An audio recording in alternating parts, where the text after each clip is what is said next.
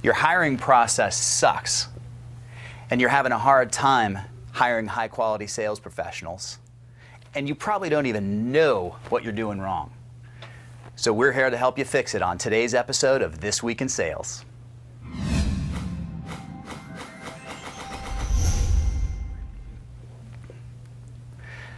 Hello and welcome to today's episode of This Week in Sales.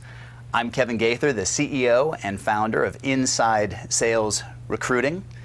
You may recall our goal here is to help sales professionals improve their performance right now with tips, tactics, and techniques that are going to help them right away. Today's guest is Andrew Chase, the president of PPI Sales Search. Andrew, welcome to the show. Thanks for having me, Kevin. Andrew Chase has been a sales and management recruiter for almost 20 years and has placed hundreds of candidates with hundreds of companies from startup to Fortune 50. And he's currently the VP of Business Development and President for Peak Performers, Inc., or also known as PPI Sales Search. He'll also destroy anybody in movie trivia, just so you're aware. Welcome, Andrew. Thanks for that kind introduction. You're welcome. So listen, let's get into it here. What are a few things that hiring managers should be doing right now to improve their performance? Well, I think as far as it relates to working with recruiters, I would say first and foremost is that we're on the same team. You have to look at us just like I would say to a candidate. I'm your agent, I'm your lawyer, I'm here to make you look good. It kind of reminds me of that, I think, Perel ad or something like that. If you don't look good, we don't look good. And so I want them to keep that in mind. Well, listen, I've been on the hiring side for the last 10 years, all right?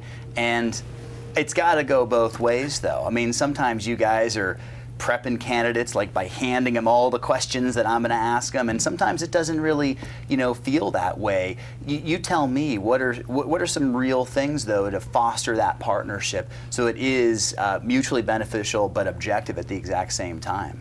Well, also you mentioned about preparing candidates. Now it's the same thing as making a casserole. You can give everybody the same recipe, but they're going to come out different. Some are going to taste fantastic, others are going to be awful. And so that's the thing that I wouldn't look at it so much like we're working against you. Like I mentioned before, we're on the same team. And so if we can take a candidate that has the skills, I focus on sales, has the sales skills, but they may not be as good as presenting their background. And we let the candidates know it's not bragging if you can back it up. And that's information you want to know. You want to know if this guy, was the number 1 out of 50 at his company. As opposed to him just saying, I did really well. And that's what we help. We help bring that out.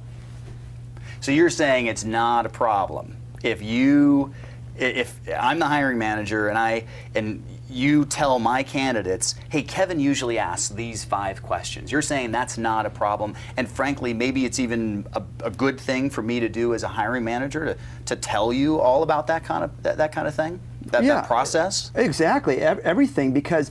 Think about this. If you give me the notes of what you're going to ask, and then you ask them, and they blow it, I mean, you already know they've been tested on that, and you can know that anyone that comes from me has been told and prepared on how to close. And in sales, if you can't close, well, it's like filling up a bottle of water and not putting the cap on it. You bump into it, it's going to spill all over the place. So you know that when I send you somebody, that I prepared them to close, and if they don't close, if they can't do it after being prepared to do it, they're not going to do it for you if you hire them. You know what? So like I said, I've been on that hiring side for the last 10 years, and I am amazed at how many salespeople show up even after being prepped to go for the close in one way, shape, or another, and they actually don't do it. You know what? It's just as simple as saying, "So, last question. How do you think this interview went?" I love when the candidates say, so can I start on Monday? That's a great question. That's pretty aggressive, but some sort of close as opposed to any final questions? No, that's okay. Where's the door? The way they act, and you and I have talked about this before, right, Andrew? Yes. In an interview, the candidate is the best, the very best that they're ever going to be. They're on their best behavior, they're operating the best they think they're going to operate, and if they don't close at the end of that interview, it tells you a lot about how they're actually going to act when they have to sell against a quota, right? Yeah, you know, I liken it to internet dating. If somebody's picture on there if they don't look good in that picture, they're only going to look worse in person. That's the best possible presentation they can give themselves. Exactly. So it's the same thing. So who is, and I want to get back to some of these tips of what the hiring managers can do right now. So work in partnership with your recruiter and discuss some of the things that are going to be disclosed and described during that interview process. That's tip number one. But you know, who's winning that market? Besides a partnership, which sounds kind of nice, what other who's winning that the hiring battles out there for sales talent? What are those hiring managers doing? Excellent question. First off, there's a lot of hiring managers say to me, there's a ton of people out there. There shouldn't be any problem. Yes, there's a ton of people looking, but the best people are most likely still employed because they're the best. And even if they're not, everyone's competing for the same person. So you have to make yourself sexier than the next person.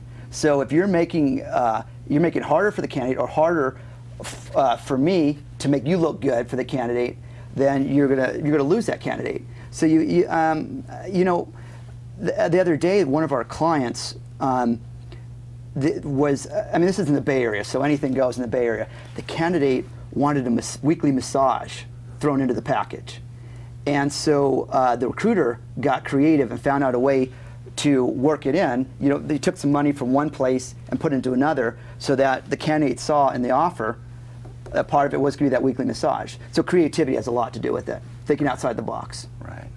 And how about in areas, some of my clients don't want to talk about compensation with the candidates. So they'll say, look, it's all dependent, the compensation is all dependent upon past experience and what they've made before. Now, you tell me, Andrew, with your nearly 20 years of sales experience, how do the candidates, the high quality candidates, view that kind of perspective? Well, it's like you're trying to hide something. It's the same way in which a candidate doesn't want to tell you how much they've been making. And it's kind of, all I know is when I'm talking to a candidate and I ask them, tell me what's your base salary for the last 3 years, and what did you W-2 with, you know, your base plus bonus and commission. And if they're sketchy about it, and if they don't know it off the top of their head, I can tell you, you know, what I made going back 15 years. If they don't know it off the top of their head, they're probably not a very good salesperson in the first place. And secondly, if they're being coy or they don't want to give the information up, they could be hiding something. Because you know, salespeople, I mean, I've always worked on commission, and I love that because it's like walking around naked. You look at the board, and that tells you, you know, where you are. And so I've never been afraid to tell how much I've made or how many people I've placed or what I've done. And that goes back to, you know, it's not bragging if you can back it up. So I would say to an employer, it's the same thing I'd say to the candidates: be as honest and out there as possible. And if you're afraid of giving out a number to the candidate, and you want to do it where you're like, well, it depends on experience, you really need to know what are the things involved. That's too general to say it depends on experience. You know, the person needs to have 5 years of this sort of technology, or they need to have been at you know, this % in terms of their stats and things like that. So just, you know, don't be coy. Mm-hmm. I love that. And I had a client yesterday ask me about the hiring process, and his whole premise, and you've probably heard this, we've got 10% unemployment rates out there. Look, it's our market now, and we can have an interview process that's very thorough and very long. And I said, well, maybe you might be able to, but I want to get your thoughts on, you know, who's winning the battle out there? Who's winning the hiring battle? Those that have a very long, drawn-out process? Those that have a short process? Is it somewhere in between? Talk to me. Yeah, you know, I think a long, drawn-out process is fantastic. If you want to get B players, you can get all the B players you want. If you want to, you know, make it go on for months and months. The A players are going to be off the market so quickly because the other people that are being more creative than you, they're going to be getting them. And and I don't believe that you should have that really fast in terms of I mean, time-wise, you can have it fast, but I think there should be a lot of steps. And if you to make a buy-in, it's the same thing if you're dating somebody, or if you're trying to, you know, if you come across as on the candidate side, there's a difference between being desperate and being urgent. And you can be urgent for the right opportunity. And the same thing with the company. You show them urgency by moving the process quickly. You can have multiple steps. You can have 6 steps and do it in 2 days. You can have tests that have them do. You can meet with 3 different people. You can just have them shake hands with somebody. And each time they touch, whether it's doing a test or, you know, touching a hand, that buys them more into your company. That starts to set you apart. But it's a mistake to think that having a lot of steps also has to make it drawn out. I would say that if you can't make a decision on somebody in under 3 weeks, I mean sales, then don't hire that person. Yeah, it's not that tough at the end of the day. I mean, hiring the right people is definitely an art form mixed in with some science. But you know, when you see that candidate and you've interviewed them for a couple hours maybe, you should know. And if you're vacillating after all that, you know what, your gut's telling you don't do, you know, don't do that. So let me just you know, recap here a couple of things, and then I'm going to zing you a little bit. Please. We've got make sure you partner with your recruiter. Dig down deep on how you guys can make each other look good. Be creative when you're making those offers. Look for what that candidate might be interested in, especially if there's somebody that you really, really want. Look to get creative. Be as transparent as you possibly can with that candidate, especially as it relates to training, work hours, and compensation, because if they didn't disclose compensation to you, that would be shady. It goes both ways. And make sure you have a quick process. I think you made a really, really, really good point. A quick process can still have lots or multiple steps to it. Google's process is actually like 6 weeks. It's infamous for how difficult it is. Are you telling me that Google is hiring B players? Okay, how many Googles are there? One, sure, yeah. Okay, there's the exception to the rule. Thank you, Kevin. And people for Google, you know, they'll kill their grandmother to get in there. But they're not, but probably for your company, not your company, but your company out there, they're not going to be doing that. So don't make it a Google process. You're not Google. Right, exactly. They have more hand in the process. They've lots and lots and lots of people want to be at Google, so they can have a 3 or 6 week process with many, many steps in between. But you're right. That is the exception and not the rule of the road out there. They're the sexy girl in the room. They can do whatever they want. I love it. I love it. All right, perfect. So let's talk about, so we've given some tips to our hiring managers out there and how they can attract higher quality talent and improve their hiring successes. But let's talk about that poor sales candidate, okay? What are some of the things that they can do to separate themselves from the competition out there in the jobs, of course, they want to get? Well, you know what's it's doing the simple things. And what's so funny to me is that people will show up to an interview not wearing a suit just because the company isn't a company. The CEO that meets with you, whoever's meeting with you, may show up in jeans and a button down, if that, but they're the CEO. They can do whatever they want to do. They can come in flip-flops and a bathrobe. They don't know you from Adam. So do the simple things. Always, this is a big pet peeve of mine, especially when I used to hire people to work for me. I'm allergic to cologne and perfume. And the thing is that a lot of people think, okay, I'm going to smell better. You know what? It's a 50-50 thing. You only want to do things that you're 100% positive on, because that cologne could remind you, maybe you're interviewing with a lady, could remind you of her ex-husband, the one she just got divorced from, and that's all she's going to be thinking of. No distractions. Keep it simple. If when you wear a suit, be conservative. You know, this tie is about the extent that I would go in terms of craziness for an interview tie, but you want the focus to be on you. You don't want to be on your cologne. You want to be on your dress. Don't have jewelry and things like that. And don't drink coffee or smoke cigarettes or anything where your breath, mints. I'm big on mints. But if you just do the simple things, I mean, you're already going to be way ahead of everyone just coming out of the gates. So what about before that interview? You're talking about a scenario where somebody has secured a face-to-face interview where it matters what you're wearing and it matters what your breath smells like and what your perfume smells like. But let's talk about after the interview. Let's talk about after the phone screen. Let's talk about before the phone screen. What are some of those things that the candidates can do to improve their probabilities? I mean, I've seen resumes that have QR codes on it and resumes that have pictures and stuff like that. Is that cool? Is that copacetic these days? Does that separate you or make you look like a chump? Well, you know what? Because so many of these resumes have to go through computers. There's some sort of function.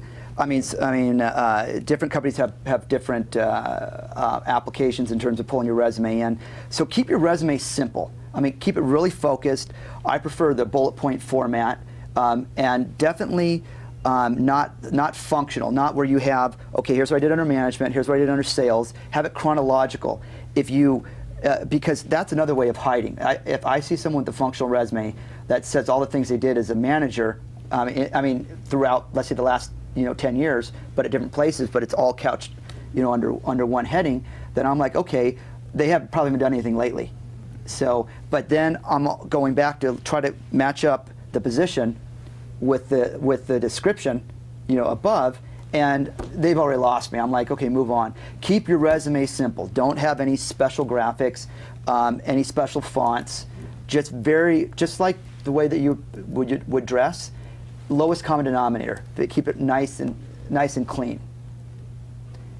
And what about once you've submitted that resume and maybe nothing's happening, or maybe you have secured a phone screen? What should salespeople be doing to separate themselves when they get that phone screen or when they're trying to get that phone screen outside of the resume? You know what? I think a big mistake, because you're probably expecting me to say do a lot of research on the company while you're waiting. Prepare yourself by knowing a lot about the company. They're not looking to hire someone that's a researcher. They're looking to hire what I deal with, a salesperson. So spend the time researching yourself, pulling out all of your strengths. And this is something for another time, but which is called FAB selling, or feature advantage benefit selling. And that's when you pull out a specific about yourself, like I'm competitive. That's general, but that's an adjective or an adverb to describe you. I'm competitive. And then you say, for example, I was all-state 3 years in a row on my football team. Okay, and then you go into the benefit. The benefit's always going to be one of 5 or 6 things, but the most important to a company of the benefits are usually going to be how are you going to make me money, or how are you going to save me money, or how are you going to save me time. Mm-hmm. No, I absolutely love that. Now, are you saying no research on the company? Come on. Well, this is not a all or nothing sort of thing. I'm saying if you're going to break it down, you want to spend 70% of your time making you stand out over everyone else who you're competing against. Right. And yeah, you have to know the basics about a company.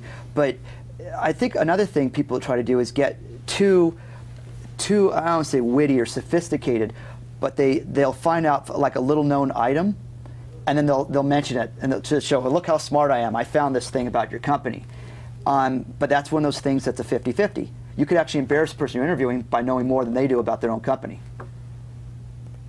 I love that. And when I'm counseling friends and salespeople, candidates that I'm working with, I actually advise them to treat the interview just like they would treat an objection handling scenario in sales. Why don't you anticipate 10 questions that you might get and how you might answer that question? And I use situation, action, result. I was faced with this particular situation, I took this particular action, and the results were this. And I make sure I tell the salesperson or the candidate to emphasize on each of those questions what the situation was, what the action was, what the result was, and ideally, just like you said, it's saving me money or making me money, or I hit my quota consistently thereafter because I did these particular things. You know, I love that turnaround story. I was the worst salesperson on the team for the first 90 days. Thank God I got a break and I had a good coach to help me, and I turned it around by doing these 3 things, and the result was I made President's Club in my first year. That's an awesome story.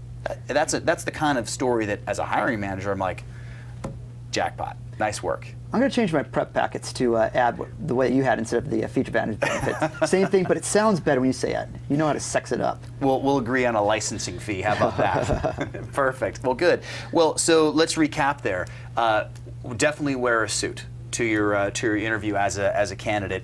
Be conservative. Don't be flashy. We're talking about conservative in your dress, conservative in your resume, conservative in the cologne that you're wearing. Make sure mince for that face-to-face that you're not, you know, smoking or drinking coffee beforehand, so you don't have a malodorous smell. And make sure you're doing a lot of research on yourself. Not only research on the company, but 70% of research on yourself and how you're going to be able to answer those questions with some specifics that hiring manager wants to hear. I think that's fantastic. Now, in that same vein, I want to do a segment here where we take a look at a before and after of a resume, and I know we've talked about this in the past, and it's a pet peeve of yours when those resumes come through and they're just not so good. So in terms of separating one candidate from another, I'm going to pull up a resume here, and I want you to give your commentary on it, and then we'll go to another resume and we'll talk about that one from there. So if you could pull my screen up, please. So I'm going to go to the, so this is ostensibly above the fold. Now, by the way, Andrew, how much time do you typically spend on a resume? 10 seconds, about 10 seconds. 10 seconds. And something to understand, both sales recruiters and hiring managers in sales have ADD.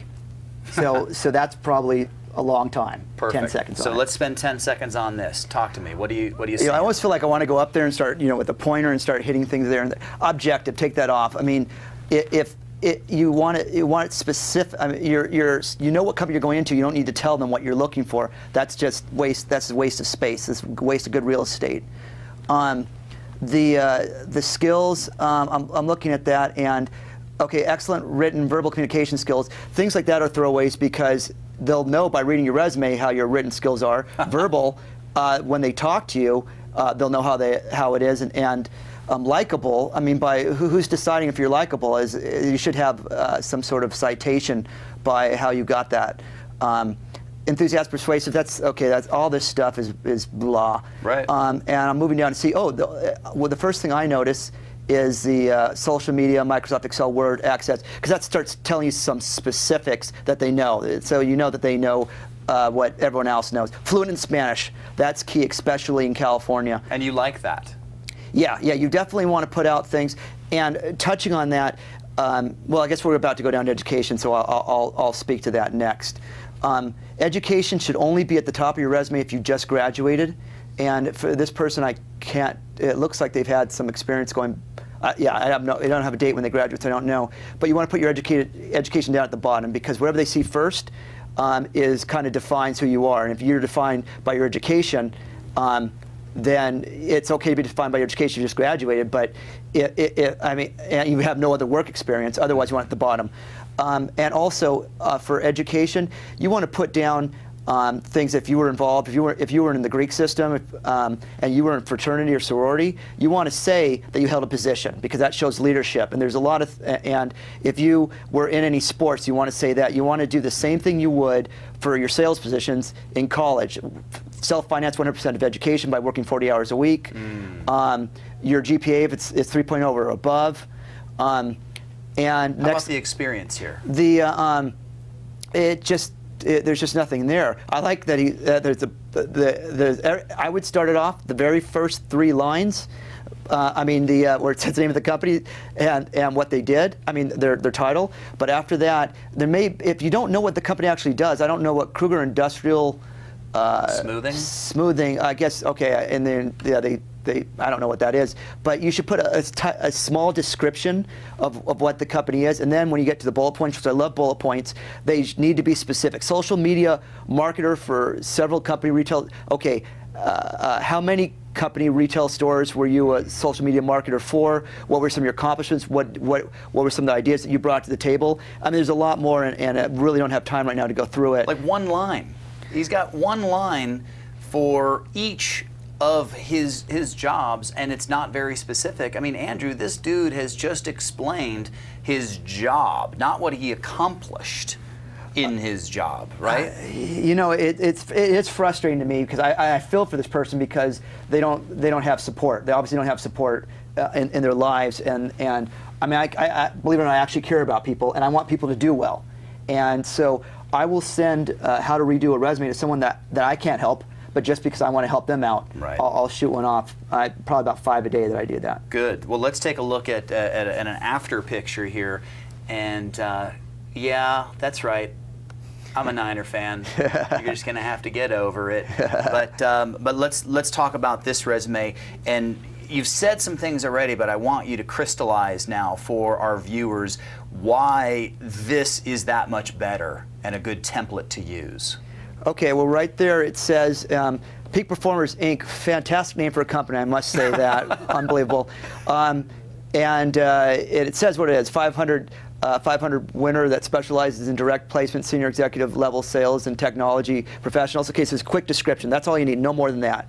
Okay, then you have the title, which is good. And then it has a little description of what, as an area manager, what the person did. And then the bullet points, which I love. Look at those numbers on it. 120% of quota, 2006. Brought in 350,000 net sales. The person before, I don't even know, that person doesn't even exist to me anymore. This person, I want to marry this resume. That's all I have to say. Look at those numbers, numbers, numbers, numbers. And even instead of writing down, this one has number one the correct way, but don't write down number one, O-N-E. You want actual number. And this is not like you're writing this is not like in English class. You don't write a resume like you would in English class. So you can have numbers up front, like number one, number two. You can start that way. Yeah, no, this one is succinct, has numbers. I mean, it's just very clean. Yeah, absolutely. And one of the things I love about this resume is that not only, if somebody says to me in an industry that I don't know, like Kruger Industrial Smoothing, what's an annual quota for somebody who works at Kruger Industrial Smoothing? I have no clue. So when somebody says, I generated $300,000 this year, I have no idea if that's good or not. In this resume that we just saw, that candidate then parenthetically noted that they were 175% against a quota of $200,000 for that full year quota expectation. That tells me that that's somebody that is top of the class. Not only did they say number one, but they provided some specifics there. That's an excellent point. Excellent point. So you have to have some sort of make it referenceable. Yeah, no doubt about it. Fantastic. And note that there's no skills associated with this, and the resume goes on. It's list accomplishments, achievements. There's your educational background, listing 4 accomplished, 4-year varsity letter award, or clubs, or were they president of their sorority or fraternity or something like that. And then professional training, certification. Yeah. Did they take a sales training class on their own or something like that? That's cool stuff. That tells me that they're well-rounded, bigger, badder, better than maybe somebody else that I'm interviewing, right? That speaks to something I want to mention really quickly. You talked about how can you have yourself ready before you even get an interview, just in general. Go to the, I mean, you can find everything online now. Go take courses online. Read, go to the library. Take out their DVDs on sales techniques. That's what I did. When I first got into sales, I learned everything I could on sales, and you don't even have to. It's not necessarily learning about interviewing, but just like going back to yourself. So and you could put those things on the bottom of your resume that you went to a Tom Hopkins sales seminar, or that you read Spin Selling book. Very good. I love those things. Well, that's all we have for today. Andrew Chase, thank you so much for being on the show today. If you have any additional sales questions for us, maybe you want us to attack on another show, email me at askkevin@thisweekin.com. Of course, tweet at us, follow us at Sales Week, or follow us on Facebook, This Week in Sales. And of course, don't forget to find us on YouTube, youtube.com/show/This Week in Sales, easy for me to say, and find us on iTunes and subscribe to our podcast. Thanks for joining us on today's episode of This Week in Sales.